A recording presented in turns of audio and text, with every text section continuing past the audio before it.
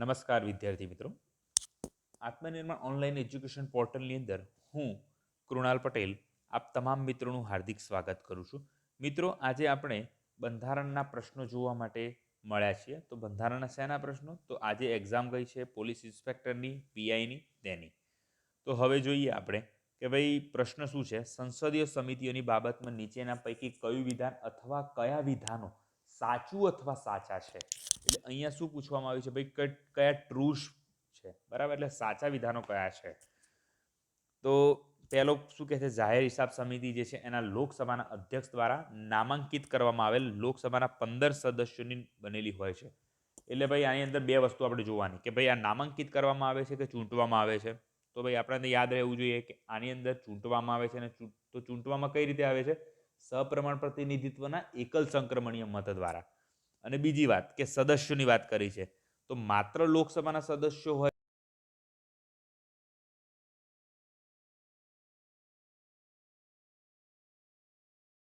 માત્ર લોકસભાના સદસ્યો નથી હોતા. હા, એ વાત સાચી છે કે લોકસભાના 15 સદસ્યો હોય છે. એટલા માટે જો તમે એવું વિચારો કે અહીં લોકસભા એકલાની વાત કરી છે, લોકસભાના 15 હોય જ છે ને સર, તો એ સાચું, તો એ તો ખરું જ, પણ એ આના કારણે તો ખોટું પડી જાય. કારણ કે શું છે, તે ચૂંટવામાં આવે છે.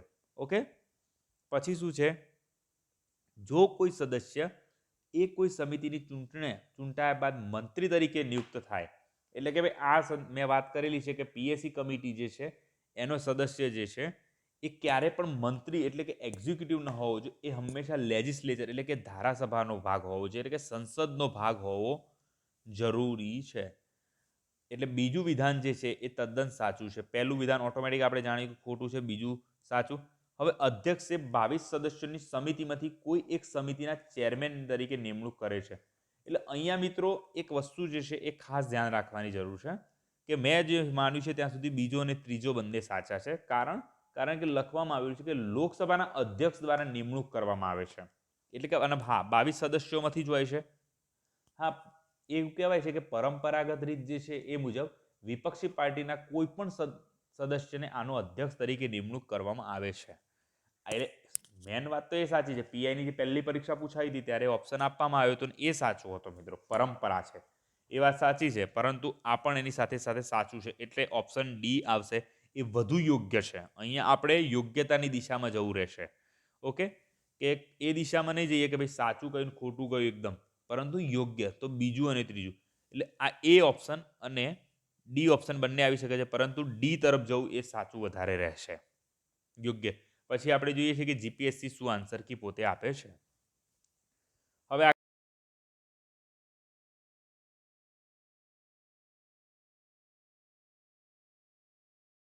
તમે જુઓ તો બીજો, ત્રીજો અને ચોથો, તો આની અંદર તમને કહી દઉં કે રાષ્ટ્રીય કાનૂની સેવા સત્તામંડળ જે છે એની જગ્યાએ રાજ્ય આવશે અથવા જિલ્લા કાનૂની સેવા સત્તામંડળ આવશે. અહીંયા પણ સાચા જ પૂછવામાં આવ્યા છે. ઓકે, તો ભાઈ અન્ય કાનૂની સેવા સંસ્થાનો જે છે એ લોક અદાલતની કાર્યવાહી કરે છે. કાનૂની સેવા સત્તાધિકાર અધિનિયમ હેઠળ લોક અદાલતને વૈધાનિક દરજ્જો આપવામાં આવ્યો છે. એ પણ સાચી વાત છે મિત્રો. એટલે કે બીજું તો તદ્દન સાચું છે. જો પક્ષકારોએ લોક અદાલતના નિર્ણયની સંતુષ્ટ ન હોય તો આવા નિર્ણયોની વિરુદ્ધમાં અપીલ અંગે કોઈ જોગવાઈ નથી. એ પણ વાત સાચી છે. અને લોક અદાલતના સભ્યની ભૂમિકા એ માત્ર વૈધાનિક સમાધાનકર્તા તરીકેની હોય છે, તેમની કોઈ ન્યાયિક ભૂમિકા હોતી નથી. આ ત્રણે ત્રણ વિધાન એકદમ સાચા છે. જવાબ આપણને શું મળશે ભાઈ? ઓપ્શન બી જે છે એ જવાબ આપણને સાચો મળશે. હવે આગળ જઈએ તો ભાઈ હવે પંચાયતી રાજની વાત આવી છે એટલે પ્રતીક સરના વિષયની વાત આવી ગઈ છે. કારણ કે આપણી એપ્લિકેશનની અંદર, આમ તો હું પણ ભણાવું છું, પરંતુ પ્રતીક સરે આપણી એપ્લિકેશનમાં ભણાવેલું છે. 73મા બંધારણ સુધારાની વાત કરવામાં આવી છે. દેખો મિત્રો, અહીં એક વસ્તુ નોટિસ કરવાની તમારે કે અહીંયા શું લખ્યું છે ભાઈ? સંવિધાન સુધારા. તો આ શબ્દ જે છે ને હિન્દી છે મિત્રો. કયો શબ્દ છે? હિન્દી શબ્દ છે. એટલે મોસ્ટ ઓફ જે છે પેપર તમે સમજી શકો છો કે ટ્રાન્સલેટ કરવામાં આવેલું હોય. એટલે મોસ્ટ ઓફ હું તમને કહેતો હોઉં છું, વારંવાર ઇંગ્લિશમાં હિન્દીમાં ભણાવતા હોય છે, અમુક શબ્દો બોલતા હોય છે. કારણ શું છે કે તમને ખ્યાલ આવે કે ભાઈ ગુજરાતીની અંદર તમે મેન્સ લખો તો સારે શબ્દ આવા શબ્દોનો ઉપયોગ કરો, હિન્દીમાં આવા શબ્દો આપે છે તો આનો ઉપયોગ કરો. એટલા માટે ઇંગ્લિશની અંદર જે છે પ્રોપર આ રીતે શબ્દ આપ્યો છે. કારણ કે ગૂગલ ટ્રાન્સલેટ એનાથી ટ્રાન્સલેટ કરતા હોય ત્યારે ટ્રાન્સલેટ કંઈ પણ થઈ શકે છે. એટલા માટે એનું એક્ઝેક્ટ ટ્રાન્સલેશન આ થાય છે, તમને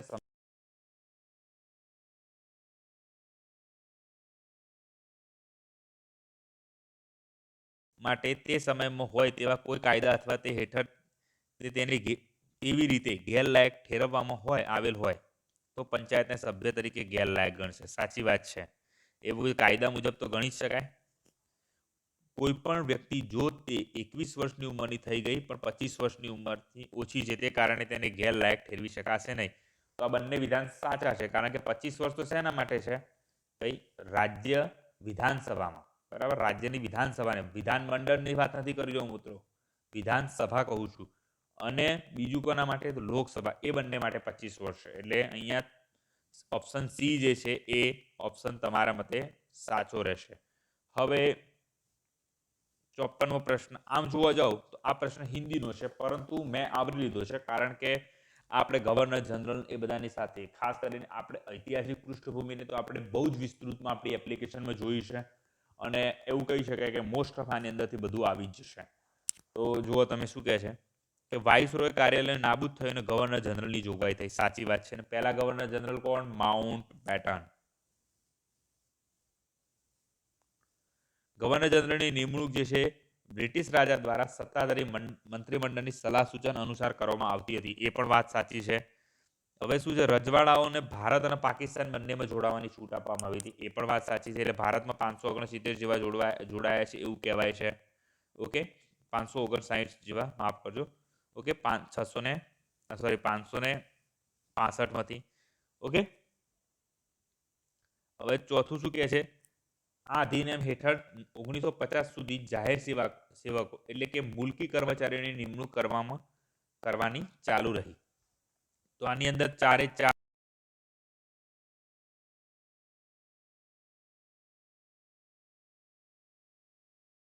સી જવાબ ટીક કરીને આયા હશે, પરંતુ જે આપણા પબ્લિક સર્વન્ટ જે છે એમને આ અધિનિયમ હેઠળ 1950 સુધી, ક્યાં સુધી મિત્રો? 1950 સુધી આ લોકોની નિમણૂક કરવામાં આવતી હતી.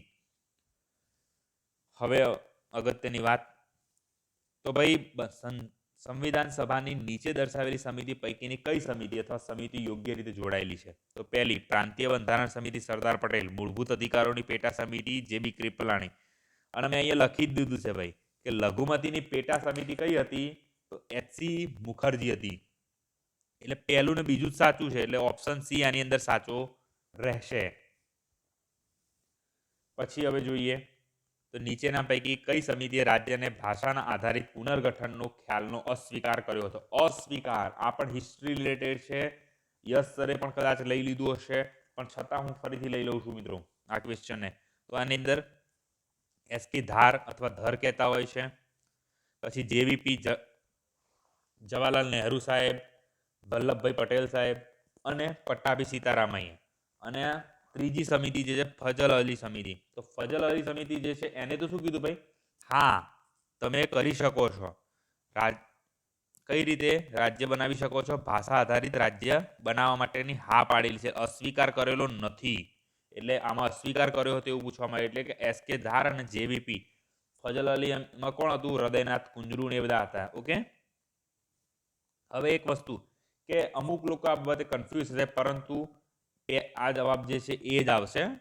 અમુક લોકો કેમ કન્ફ્યુઝ હશે એની પાછળનું કારણ તમને કહી દઉં કે ભાઈ ઘણા લોકોને એવું કહેવું છે કે આ સમિતિ જે છે જેવીપી, એ સમિતિમાં એવું કહેવા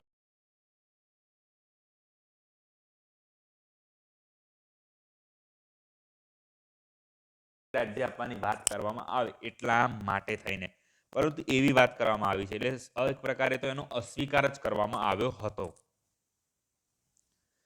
હવે અહીંયા તમારે એક બીજું નોટિસ કરવાની વસ્તુ છે કે કરંટ અફેર, જેને આપણે કરંટ કરીએ છીએ, બરાબર છે. કરંટ અફેર કોને કહેવું? હવે આ પ્રશ્ન ઉપરથી તમને ઉદ્ભવશે કે ભાઈ કરંટમાં આવે એ મુદ્દો જ માની લેવાનો. ના, એવું નથી. એના સંલગ્ન મુદ્દાઓ જોવાના આપણે. તો ભાઈ એનઆરસી, સીએ ને બધું હતું. હા, તો એ જુઓ તમે. તો અહીંયા કયા કયા જવાબ છે એ તો પહેલા ઓપ્શન જોઈ લો તમે કે શું કહે છે. નીચે પૈકી પ્રશ્ન જોઈએ કે નીચે પૈકી કઈ વ્યક્તિ નોંધણી દ્વારા ભારતના નાગરિક તરીકે નોંધી શકાય? એટલે કે જે 1955 એક્ટ જે છે એના અંતર્ગત 5 પદ્ધતિઓ આપવામાં આવી છે, જેને આપણે કઈ રીતે ઓળખ્યા છે? BRAND. બ્રાન્ડ કેમ કીધું છે ભાઈ? Birth, registration, acquisition of territory અને ડિસેન્ટ અને નેચરલાઇઝેશન. આ 5 પદ્ધતિ કીધી છે. એટલે જન્મ દ્વારા, નોંધણી દ્વારા, અર્જિત ક્ષેત્ર કોઈ મેળવ્યો એના દ્વારા, દેશીયકરણ દ્વારા અને વંશ આધારિત. તો કઈ કઈ? આ 5 રીતે આપણે કીધેલું છે. એટલા માટે મિત્રો, એટલે હવે અહીંયા નોંધણી દ્વારા પૂછવામાં આવેલું છે. શું પૂછવામાં આવ્યું છે જુઓ તમે.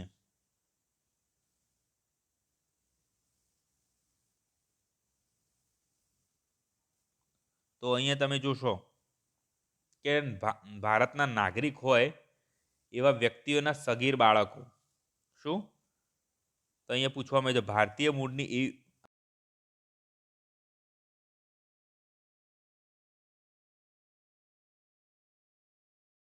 નિવાસ તરીકે હોય. એટલે અમુક બુકો મિત્રો 5 વર્ષ આપે છે, પરંતુ 7 વર્ષ આપેલા છે. તો આ વિધાન સાચું છે. મોસ્ટ ઓફ બુકોમાં 5 વર્ષ અમુક બુકમાં આપી દીધું છે ગુજરાતી, પણ એ વાત ખોટી છે. ઓકે, એટલે અહીંયા તમારે યાદ રાખી લેવાનું છે 7 વર્ષ આવશે, અને એ વિધાન સાચું જ છે. પછી એના પછી ભારતના નાગરિક હોય તે વ્યક્તિના સગીર બાળકો. સગીર બાળકો કોને કહેવાય? એટલે ભાઈ 18 વર્ષ ઉપર થઈ ગયા એ જે બે કઈ એક હોય. પછી પુખ્ત વયની અને યોગ્ય ધરાવતી વ્યક્તિને જેને ઓછામાં ઓછી 10 વર્ષ, એટલે આને મેં ખોટું કેમ કીધું છે? જો અહીંયા મેં નીચે લખ્યું છે 5 વર્ષ ભારતના વિદેશી નાગરિક કાર્ડ ધારક તરીકે નોંધાયેલ હોય એ. એટલે કે વિદેશી કાર્ડ ધારક કોને કહેવાના છે? આપણે OCIની વાત છે અહીંયા. અને ચોથું શું કે, એટલે આ વિધાન જે છે કેમ ખોટું? કારણ કે અહીં 10 વર્ષ લખી દીધા છે. હવે ભારતીય મૂળની વ્યક્તિ જે અવિભાજિત ભારતની બહાર કોઈ દેશ કે સ્થળના સામાન્ય નિવાસી હોય, તો મિત્રો એનો મતલબ શું? ઓપ્શન ડી જે છે એ સાચો રહેશે. કેમ? કારણ કે માત્ર ઓપ્શન 3 જ ખોટો છે, બાકી બધા જ સાચા છે. હવે આગળ જોઈએ આપણે. તો કાયદા સમક્ષ સમાનતા અહીંયા વાત આવી છે. શેની વાત આવી છે? કાયદા સમક્ષ સમાનતાની વાત કરવામાં આવી છે. અપવાદ બાબતે નીચેના પૈકી કયું વિધાન અથવા કયા વિધાનો સાચું અથવા સાચા નથી? હવે મિત્રો, તો અહીં તમે જુઓ, આ પ્રશ્ન જે છે ને એમાં ખાસ જોવાનું છે કે આર્ટિકલ 14 તમારે યાદ કરી લેવાનું છે. એની અંદર 14 થી 18 ની અંદર શું કહેવામાં આવ્યું છે? ભાઈ આ બધા હકની વાત કરવામાં આવી છે, સમાનતાને. એની અંદર આર્ટિકલ 14 ખાસ કરીને કયો મિત્રો? આર્ટિકલ 14 ની વાત કરું હું જ્યારે, ત્યારે પર્ટિક્યુલરલી આ વાત કરવામાં આવી છે કે ભાઈ કાયદા સમક્ષ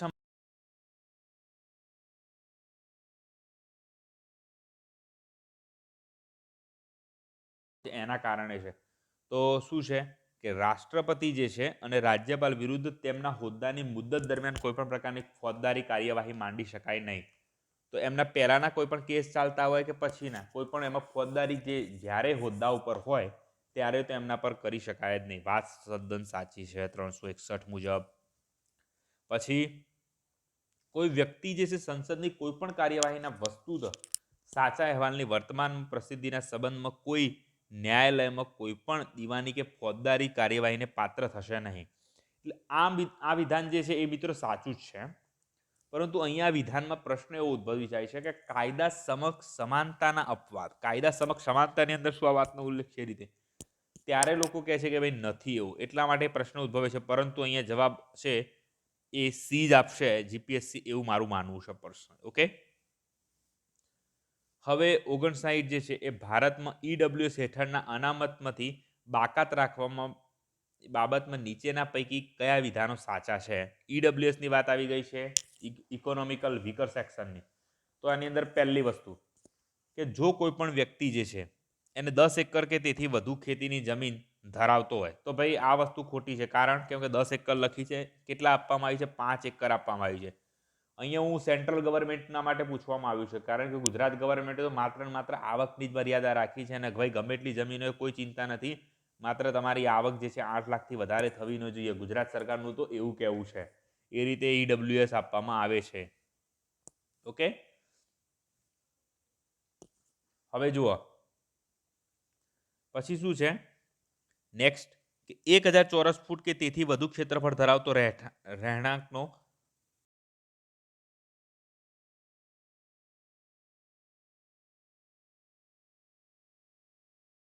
અને એટલે હવે આપણે જોવાનું બીજું ત્રીજું ચોથું, બીજું ત્રીજું ચોથું. હવે આપણે જો બીજું સાચું હોય ને તો એનો મતલબ ત્રીજા ચોથા તો સાચા જ છે. તો જુઓ 1000 ચોરસ ફૂટ અને તેથી વધુ ક્ષેત્રફળ ધરાવતા રહેઠાંકનો ફ્લેટ ધરાવતો આ વાત સાચી છે. હવે અહીંયા તમારે પણ ઓપ્શન મુજબ નેક્સ્ટ ક્વેશ્ચન માટે કાં તો મેન્સ માટે લખવાનું હોય ક્યારે આવી જાય એના માટે વાંચીને યાદ રાખી લો તો ચાલે કે ભાઈ નોટિફાઈડ નગરપાલિકામાં 100 ચોરસ યાર્ડ અને તેની વધુ ક્ષેત્રફળ ધરાવતા રહેણાંકનો પ્લોટ ધરાવતા હોય. આનો મતલબ શું? 100 ચોરસ યાર્ડ એટલે કેટલા થાય ભાઈ? 900 ફૂટ જેવું થતું હોય છે. ઓકે, 900 સ્ક્વેર ફૂટ થતા હોય છે. અને નોટિફાઈડ નગરપાલિકાના સિવાયના ક્ષેત્રમાં તો કેટલા? 200 ચોરસ યાર્ડ એટલે કે 1800 સ્ક્વેર ફૂટનો પ્લોટ હોય ત્યાં સુધી તમને ચિંતા છે નહીં કે ભાઈ તમે સેન્ટ્રલ ગવર્મેન્ટની અંદર આ સ્કીમનો લાભ લઈ શકો છો, ઈડબ્લ્યુએસનો લાભ લઈ શકો છો એવું કહેવાય. હવે ફરીથી એક વસ્તુ આ જે છે ને તમને સૂચવે છે કે ભાઈ બંધારણની અંદર હવે કઈ જગ્યાએથી પ્રશ્ન પૂછવામાં આવી રહ્યો છે કે ભાઈ ખૂણા ખાંચકા. લોકો બધા જ એમ કહેતા હોય છે કે ભાઈ ભણાઈ દેવાના આર્ટિકલ 32 સુધી એટલે વાત પૂરી થઈ ગઈ. ફંડામેન્ટલ રાઇટની વાત આવે એટલે કે રીડ પૂરી થઈ એટલે ફંડામેન્ટલ રાઇટ પૂરા. પરંતુ આપણે એવું કર્યું નથી. આપણી એપ્લિકેશનમાં આ ભાગ ચલાવવામાં આવ્યો છે અને એનો આજે તમે ફાયદો જોઈ શકો છો કે ભાઈ એમાંથી પ્રશ્ન આવ્યો છે તમને તો આવડવો જ જોઈએ. અને બધી 4 વસ્તુ આપણે કીધી છે એક એક કરીને. એટલે આની અંદરથી તમારો પ્રશ્ન મેં અત્યાર સુધી ભણાય એમાંથી બધા જ પ્રશ્નો આવેલા છે. મોસ્ટ ઓફ જેટલું ભણાયું છે બધામાંથી પ્રશ્નો આવેલા છે. ભારતમાં મૂળભૂત હકોની બાબતમાં તો 33 જે છે એ લશ્કરી કાયદાને ઉચ્ચતમ ન્યાયાલય અને વડી અદાલતના રીટ અધિકાર ક્ષેત્રમાં સમાવિષ્ટ કરાતા નથી. સાચી વાત છે. પછી લશ્કરી કાયદાનો ખ્યાલ એ બંધારણમાં ક્યાંય વ્યાખ્યાયિત કરાયો નથી, એ પણ વાત સાચી છે. અને ત્રીજું ને ચોથું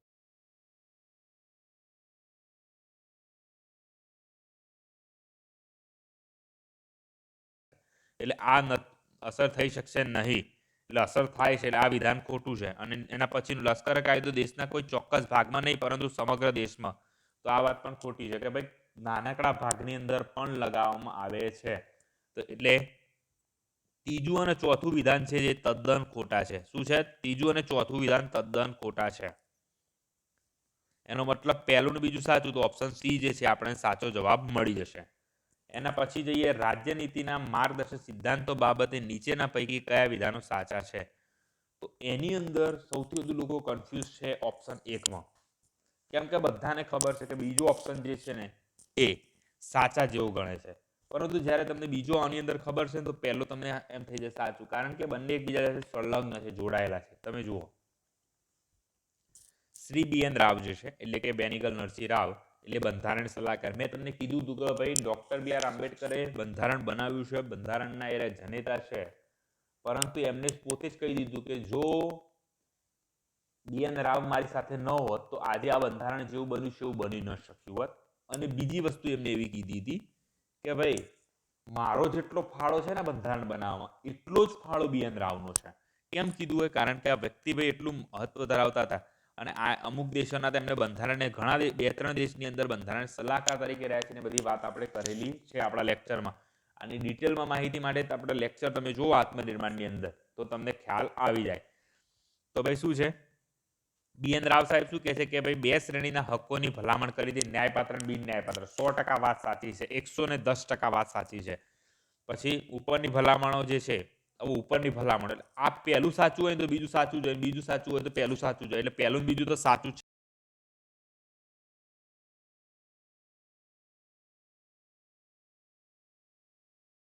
તેના માર્ગદર્શક સિદ્ધાંતોને બંધારણમાં સમાવિષ્ટ કરવામાં આવે, સાચી વાત છે.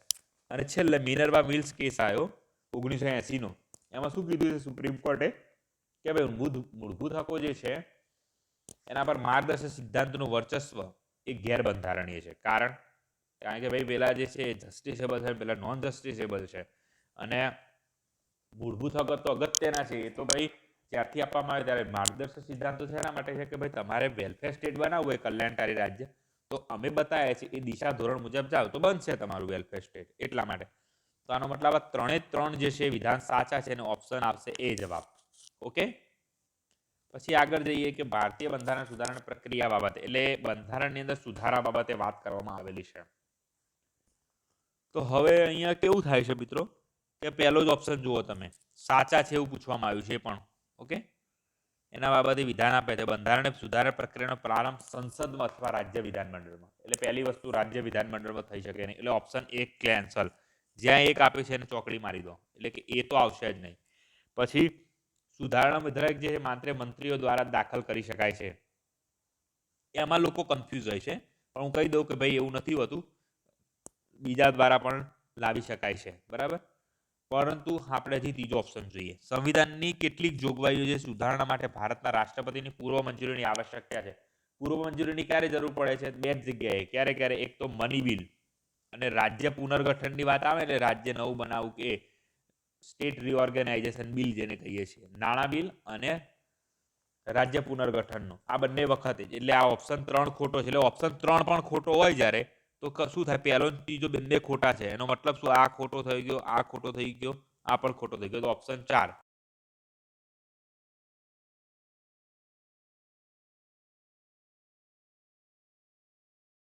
આ વિધેયકને અટકાવી શકે નહીં કે પરત પણ મોકલી નહીં શકે નહીં. સાચી વાત છે. એટલે આ તદ્દન સાચું છે. ઓપ્શન ડી જ સાચો છે.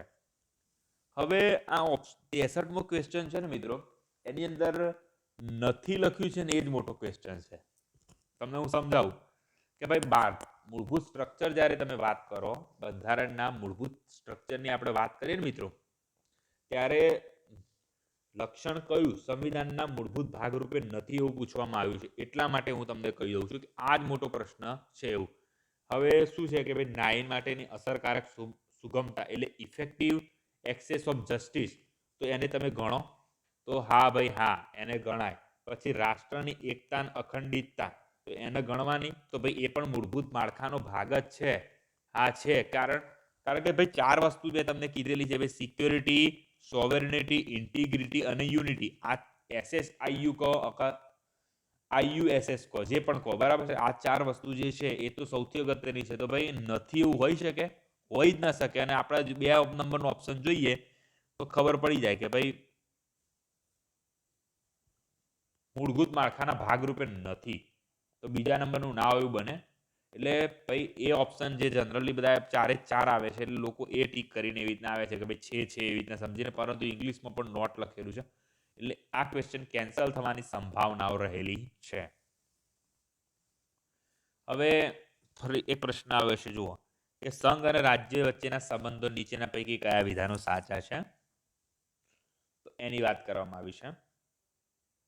તો એની અંદર જુઓ કે ભાઈ પહેલો શું કહે છે? માત્ર સંસદ જ વધારાના પ્રાદેશિક કાયદા બનાવી શકે છે. વધારાના પ્રાદેશિક એક્સ્ટ્રા ટેરિટોરિયલ લેજિસ્લેચર.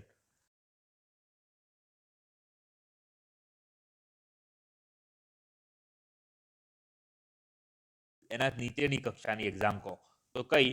તો ભાઈ PSI એટલે કે ક્લાસ 3, બરાબર, સુપર ક્લાસ 3 જનરલી આપણે કહીએ છીએ. પછી કોન્સ્ટેબલ એ બધાની અંદર ASI ને બધામાં શું છે? કાયદા પૂછાતા હોય છે. જ્યારે તમે IPC વાંચશો ને તો IPC નું સીમા ક્ષેત્ર પણ નિશ્ચિત કરેલું છે કે ભાઈ આટલા એરિયા સુધી લાગશે ને આ બધું. તો ભાઈ જો એ વસ્તુ લાગતી હોય તો આ તો લાગે. એટલે સંસદ બનાવવાની અને કાયદા બનાવવાની સત્તા શું સંસદની છે. આ લોજિક લગાવો તો પણ સાચો પડે. બરાબર. એટલે આ ઓપ્શન સાચો છે. પછી શું? સંસદ કાયદાઓ ભારતીય નાગરિકોને તેમની વિદેશમાં કોઈ પણ જગ્યાએ રહેલી મિલકતને લાગુ પડે છે. એ પણ વાત સાચી છે. અને રાજ્યમાં અનુસૂચિત કરેલા ક્ષેત્રમાં સંસદની અધિનિયમ લાગુ પડતા નથી તેવો આદેશ કરવાની સત્તા રાજ્યપાલ ધરાવે છે. આ 3 ઓપ્શન એકદમ સાચા છે. જેથી જવાબ આવશે ડી. 64 ની અંદર ડી જવાબ આવશે. એટલે કે તમારે ભાઈ પેપર અલગ અલગ આવેલા હોય, બરાબર, 8 પેપર હતા, એટલે ગમે તે પેપર આવી, પણ પ્રશ્ન આવે એટલે જવાબ આ છે. એ તમારે યાદ રાખવાનું છે. હું માનું છું ત્યાં સુધીનો સૌથી સરળ પ્રશ્ન આજના દિવસનો, આજનો સૌથી સરળ ક્વેશ્ચન છે આજે. તો જુઓ, અખિલ ભારતીય સેવા બાબતે આપવામાં આવેલ છે વિધાન. તે અખિલ ભારતીય સેવા ઉપર અંતિમ નિયંત્રણ સંઘનું હોય છે, રાજ્યનું ત્વરિત નિયંત્રણ હોય છે. 100% સાચી વાત છે. બરાબર. લક્ષ્મીકાંત વાંચશો કે ભાઈ તમે કોઈ યુવા બુવા ગમે તે બુક જે છે એ વાંચશો ત્યારે તમને આનો મળી જ જશે. 1947માં 2 અખિલ ભારતીય સેવાઓ હતી. ત્રીજી સેવાઓ ત્યારબાદ શરૂ કરવામાં આવી. ઓકે, તો એ પણ સાચી છે. ઇન્ડિયન ફોરેસ્ટ સર્વિસ છે હાલ 3 સેવાઓ છે, પણ પછી શરૂ કરવામાં આવી છે. અને ત્રીજો લોકસભાના ઠરાવ. હવે ભાઈ એ જોવાનું છે કે અમારે ભાઈ આર્ટિકલ 312માં ખોટું લખ્યું હશે. ના જ લખ્યું હોય ને ભાઈ. તો આર્ટિકલ 312માં શું લખ્યું છે કે રાજ્યસભાના આપવામાં આવ્યું છે. બરાબર.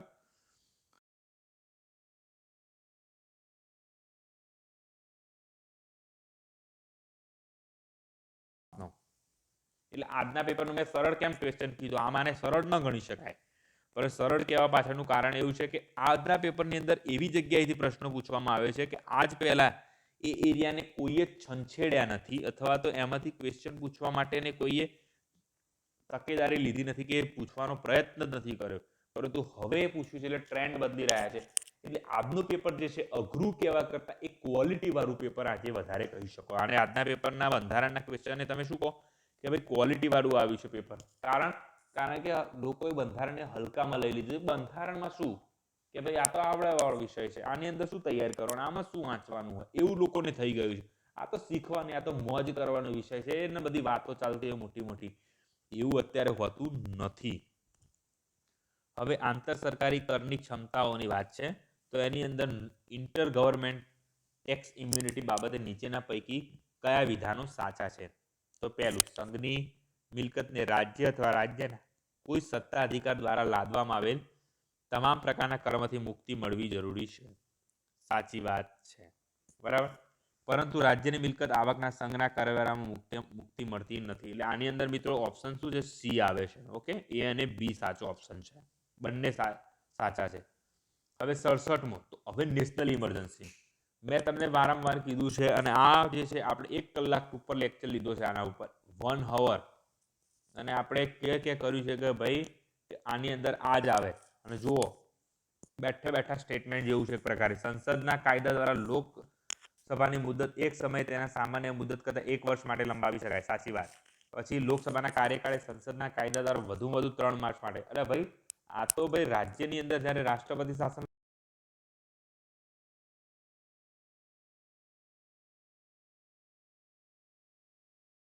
વધુ સમયગાળા માટે ચાલુ રાખી શકાય નહીં. એટલે ઓપ્શન 3 સાચો છે, એટલે જવાબ આવશે બી. અને હા, બી તમે લોજિકનો ઉપયોગ કરો ને તો પણ તાનો જવાબ મળી જાય. કઈ રીતે? કે ભાઈ રાષ્ટ્રીય કટોકટીની વાત કરવામાં આવી, તો રાષ્ટ્રીય કટોકટી લગાવવામાં ક્યારે? યુદ્ધ કે એવું જે હોય ત્યારે, બરાબર, બાહ્ય અગ્રેસરનો ભય કેવું હોય. હવે નક્કી છે ભાઈ યુદ્ધ આજે ચાલુ થઈને કાલે પૂરું થઈ જશે એવું હોય કે 1 વર્ષમાં પૂરું થઈ જશે, 3 વર્ષમાં પૂરું થઈ જશે? તો એ તો 10 વર્ષ પણ લાગી શકે છે, 20 વર્ષ પણ લાગી શકે છે. યુદ્ધની પરિસ્થિતિઓ ઉપર છે બધું. એટલે ભાઈ એ લોજિક લગાવો ને તો પણ તમારો જવાબ મળી જાય છે. આ તો પણ આપણે લોજિક લગાવવા કરતાં આપણે વાંચેલું હોય અને તેને પરફેક્ટ પ્રૂફ વાળું હોય ત્યારે. પણ અહીંયા હું જ્યારે તમે વાંચીને ન ગયા હોય એ શબ્દ ત્યારની વાત કરી રહ્યો છું. હવે જો 68મા નંબરનો, એટલે કે ભાઈ અહીંયા શું કહે છે? હવે પહેલું, સામાન્ય ચૂંટણીથી અલગ રીતે ભારતીય રાષ્ટ્રપતિની ચૂંટણી જે છે એની અંદર ઉમેદવારે રાષ્ટ્રપતિ તરીકેને ચૂંટાઈને આવવા માટે મતદાર મંડળ ઇલેક્ટોરલ કોલેજમાં 50% પ્લસ 1 મત મેળવવા જરૂર છે. તો આ વિધાન 101% સાચું છે. કેટલું? 110%. બાકી અહીંયા રાજ્યમાં લોકસભાની, વિધાનસભાને બધું હોય ને ત્યારે મિત્રો શું હોય છે? સિમ્પલ, કે ફર્સ્ટ પાસ ધી પોસ્ટ. ભલે ને 1 લાખ મત હોય, પણ હું ભલે 10,000 જ લાવ્યો હોય, પણ હું જ વિનર. કેમ? હું 10% જ મત લાવ્યો છું, પણ હું કેમ વિનર? કારણ એનું એ છે કે ભાઈ મારાથી વધારે કોઈને મત છે અને એટલે હું વિનર. એટલે ભાઈ હું તમારો સંસદ સભ્ય અથવા તો હું તમારો ધારાસભ્ય છું ભાઈ તમારા, એટલે તમારું પ્રતિનિધિત્વ હું કરીશ. ભલે મને 10% લોકોએ ચૂંટ્યો છે, પરંતુ અહીંયા એવું છે નહીં. રાષ્ટ્રપતિ માટે તો 50% પ્લસ 1. અને જો આવું ના થાય તો શું કરવાનું છે કે ભાઈ ફરીથી રીકાઉન્ટિંગ થશે. રીકાઉન્ટિંગ કઈ રીતે? ભાઈ બીજા નંબરની જોવામાં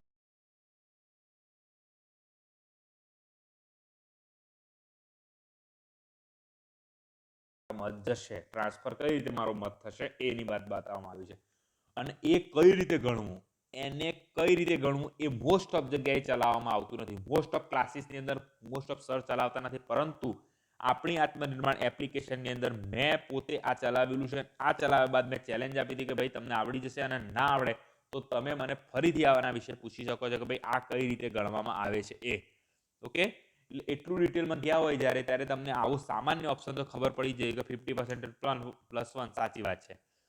હવેનો ઓપ્શન જુઓ નીચેનો, રાષ્ટ્રપતિ ચૂંટણી સાથે સંકળાયેલા તમામ પ્રશ્નો અને વિવાદો જે છે એની તપાસ અને નિર્ણય એ નિર્ણય ચૂંટણી પંચ દ્વારા કરવામાં આવે છે, જેનો નિર્ણય આખરી ગણાય છે. તો આનો મતલબ ચૂંટણી પંચ નથી કરતું મિત્રો, સુપ્રીમ કોર્ટ કરે છે. અહીંયા લખ્યું પણ છે સર્વોચ્ચ ન્યાયાલય, ઉચ્ચતમ ન્યાયાલય આપણી ભાષા અહીંયાની જો કહેવા જઈએ તો, બરાબર છે. ઉચ્ચતમ ન્યાયાલય. મતદાર મંડળ એટલે આ ઓપ્શન જે છે ને ખોટો છે એનો મતલબ. અને ત્રીજું, મતદાર મંડળ અધૂરું હતું તેના આધારે કોઈ પણ વ્યક્તિની રાષ્ટ્રપતિ તરીકેની ચૂંટણી એ પડકારી શકાય નહીં. મિત્રો આ જે છે બ્રિજ કિશોર શર્માની એક બુક છે ને મિત્રો, એની અંદરથી બેઠું સ્ટેટમેન્ટ છે. એટલે મિત્રો પહેલું ને ત્રીજું બંને સાચા છે. ઓકે, હવે આવી જાઓ આગળ કે આ જે વખત પૂછાયો હતો વીટો ક્ષમતા, એની અંદર લોકો ભલભલા કન્ફ્યુઝ થઈ ગયા હતા મિત્રો. ઓકે, અને આ વખત એક એવો વીટો પૂછી લેવામાં આવ્યો છે જેનો આપણા બંધારણમાં એના વિશે કઈ રીતે બિલને રોકવું. આપણા બંધારણમાં એકચ્યુઅલીમાં વાત શું કરવામાં આવી છે કે બિલને કઈ રીતે એસન્ટ આપવું, બરાબર છે, એના વિશે વાત કરાવી. વીટોની કોઈ વાત નહીં કરવામાં આવે. એટલે ભાઈ એસન્ટ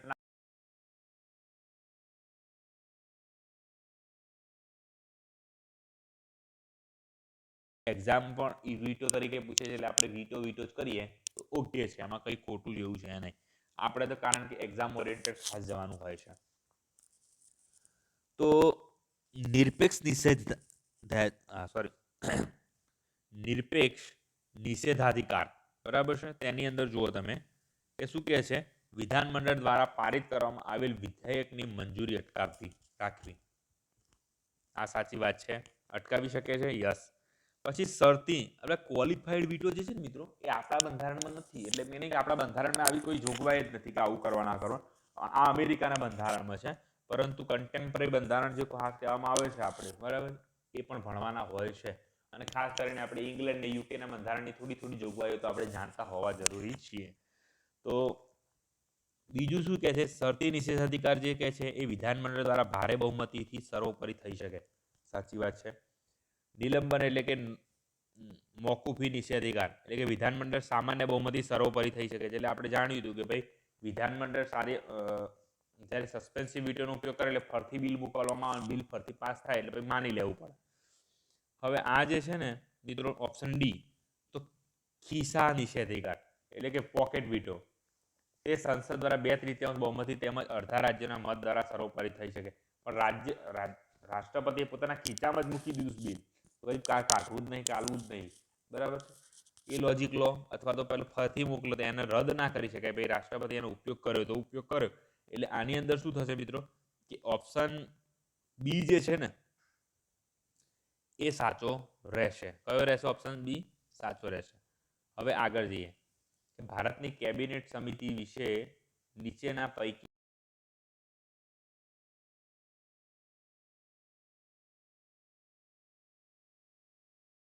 તદર્થ એટલે શું મિત્રો? ટેમ્પરરી જેને કહીએ છીએ એ.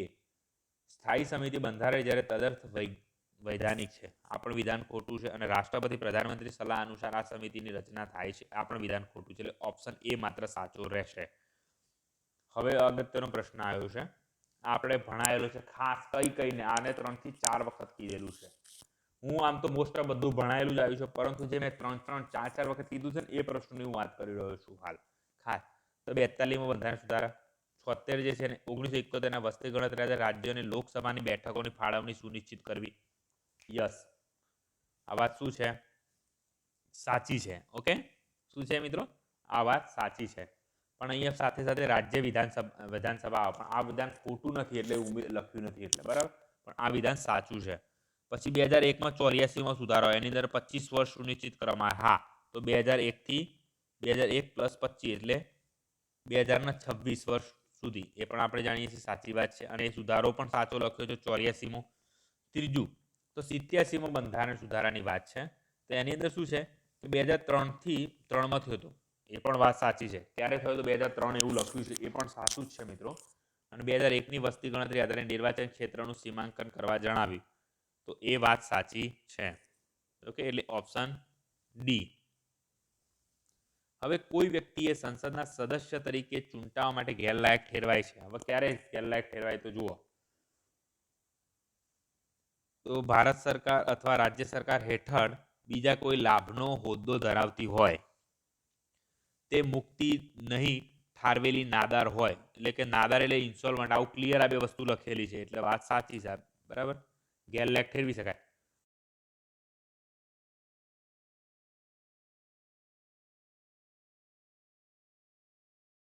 સાચો છે. આ ઓપ્શન સાચો નથી, કારણ કે આ ભાઈએ જે છે ટીક કરી દીધું છે. પણ હવે તમને બતાવું એનું કે તો તેણી સરકારે જેમાં ઓછામાં ઓછા 25% જેટલો હિસ્સો ધરાવતી હોય તેવા નિગમો, નિયામક અથવા વ્યવસ્થાપકના એજન્ટ તરીકેનો હોદ્દો ધરાવતો ન હોવો જોઈએ. અહીંયા શું છે ભાઈ, ન હોવો જોઈએ એવું લખ્યું છે ને વિચાર કરીને, એટલા માટે. એટલે અહીંયા એ પણ ઓપ્શન આવી શકે છે, ડી પણ. ન હોવો જોઈએ જો ધ્યાનમાં લે તો ઓપ્શન ડી જવાબ આવશે. ઓકે, હવે 73મો, તો વિધાનસભામાં બેવડા સભ્યપદની વાત કરવામાં આવે છે. બેવડા સભ્યપદ માટે શું છે, તો ભાઈ જુઓ, વિધાન સાચા પૂછવામાં આવ્યા છે. તો પહેલું, જો કોઈ વ્યક્તિ જે છે સંસદના બંને ગૃહોની સદસ્ય તરીકે પસંદ થાય તો તેણે પોતાના કયા ગૃહમાં જોડાવાય છે તે 30 દિવસમાં જણાવવું પડે. 30 નહીં ભાઈ, 10 દિવસ. આપણે ભણ્યા હતા કે ભાઈ કેટલા દિવસ, તો 10 દિવસ. પછીનો એટલે આ પહેલો ખોટો. હવે પહેલો ખોટો હોય ને મિત્રો, એટલે જુઓ ફટ દઈને તમારે બધું જવાબ મળી જશે. બીજો ને ત્રીજો સાચો. તો જોઈ લઈએ શું છે. આવી જાણના ક્રમમાં તો રાજ્યસભા સીટ ખાલી ગણાશે. સાચી વાત છે. પછી કોઈ વ્યક્તિ ગૃહમાં 2 બેઠકો ઉપરથી ચૂંટાયેલો હોય તો તેને 1 બેઠકનો વિકલ્પ આપવાનો રહેશે, અને બેઠક ખાલી થશે. એ પણ વાત સાચી છે. એટલે ઓપ્શન સી, સોરી, ઓપ્શન કયો આવશે, બી આવશે. માફ કરજો, સી બોલી ગયો છું, કારણ કે પહેલો તો ઓટોમેટિકલી ખોટો જ આપણે જાણી લીધો છે. હવે સંસદના પ્રસ્તાવ બાબતે વાત છે. તો આ એ પ્રશ્ન મેં ફરીથી એક વસ્તુ જુઓ, ખૂણા ખાંચકાનો પ્રશ્ન આવ્યો છે કે ભાઈ ઘણા બધા પ્રસ્તાવો છે એની વાત નહીં, પણ એવા પ્રસ્તાવોની વાત કરી છે જેના વિશે આપણે વાંચતા જ ઓછું હોઈએ છીએ. તો સત્તા સૂચક પ્રસ્તાવ, તો તે સ્વયં પર્યાપ્ત સ્વતંત્ર દરખાસ્ત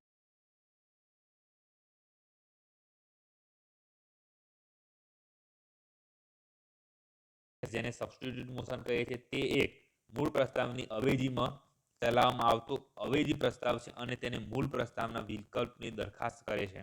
એ પણ વાત સાચી છે.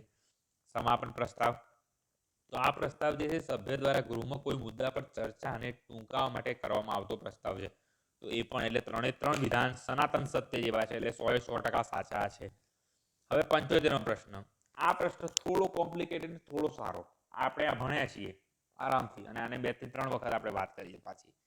તો જુઓ શું છે કે સાર્વજનિક વિધેયક જે કહી શકાય તેને ગૃહમાં દાખલ કરવા માટે 14 દિવસની 7 દિવસની નોટિસ આલીશું અને અમારા આપી દઈશું, કારણ કે અમે પબ્લિક બિલ લઈને આવી.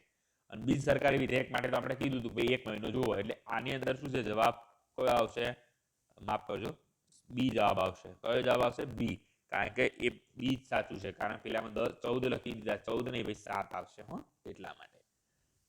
હવે આપણે આગળ જઈએ. સ્વતંત્ર ભારતમાં સરદાર પટેલ નીચેના પૈકી કયા મંત્રાલયો સંભાળેલા છે? તો ગૃહ અને માહિતી પ્રસાર, ઇન્ફોર્મેશન અને ટેકનોલોજી મિનિસ્ટ્રી સંભાળતા હતા. બરાબર છે. માનનીય સરદાર પટેલ જે છે એમને આ 2 પદ શોભાવ્યા છે, કારણ કે વ્યક્તિત્વ મુજબ એવું આપણે કહી શકીએ ભાઈ પદ એમને શોભાવે છે, અને એવો વ્યક્તિ બેસી ગયો